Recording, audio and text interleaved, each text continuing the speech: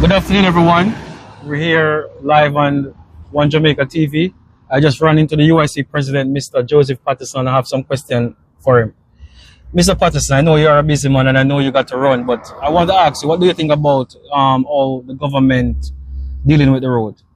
Well, as you know, Jamaica has been suffering from a road problem for many, many years. It started once we took over from the British. If you Yes. look back at the roads before the British left, they were well maintained. Yes. For some strange reason, our politicians collect our taxes but can't seem to be able to manage roads. It's very simple, you know. Yes. You design the road properly. Tell me about it. Yeah, you design the road properly first of all. That's right. So design is important. So the water can run off properly. But That's number one. there's no drain on the road. Where are you going to run to? That's what I'm saying. Design. Okay, perfect. So when you design, you must have proper drainage. Yes. And you must have a proper belly in the road for the water to run and all of that. Yes. Then you have to compact it properly. You have to select the right material and the right amount of material and mix of material.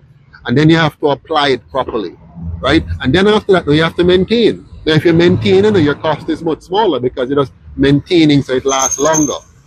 An asphalted road is supposed to last anywhere from 13 to 15 years, Okay. if properly maintained. So clearly, they're taking our money, but they're not giving us the benefit. Okay. Good question. Good answer. The next question I want to ask you. I know that you're going to be running in this next general election. What can you tell the people of Jamaica? Well, basically, I think the people of Jamaica are fed up and tired of the corruption. And as you can see, the two parties, they get power to take power from the people. Yes. They take the people's resources, they take our taxes, but they don't give us the benefit. Our schools are poor, our hospitals are poor, our roads are poor. Everything in this country is poor. But if you notice, the politicians are getting richer. Yes, but if you should be the next prime minister, how do you fix that? Number one, you have to have a new system. So we need new leadership, new system to get a new Jamaica. So we're going to fix the system. And if you fix the system because of the corruption, and the money can go into what the people need. Good roads, good school, good hospitals, and a good economy. Mr. Patterson, many people would say you have an answer for everything, and you seems to have good answer to everything. What are your takes on crime and violence in our country? Well, crime and violence, again, I like to go back to history. Yes. If you go and check the history of Jamaica, prior to these two parties taking over fully, we had very low crime rate. Yes. Why is it high after them? Because they have introduced guns to our young men and young women. They introduced gangs. They created garrisons. And because of all of these things, Jamaica has become a culture of crime and corruption and scamming.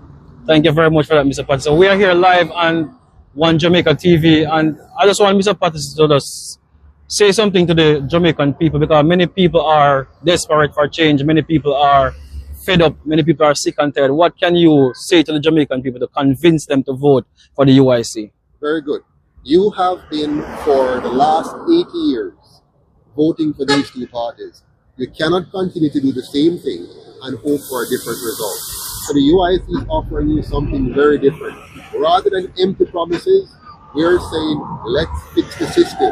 You can't use those who create a broken system to fix it. They're used to it being broken. They'll keep it broken. Elect us, elect the UIC, and we will give you a brand new system, a system that will make Jamaica safe, clean, and orderly, so everyone away can live, earn, and retire with dignity in our own country. Mr. Patterson, I know that I said that was the last question, and I know you got to run, Sure. but I want you to tell the Jamaican people how can they find the UIC and how can they donate, because I know that is one of the most important issues, and many people are afraid to talk about it.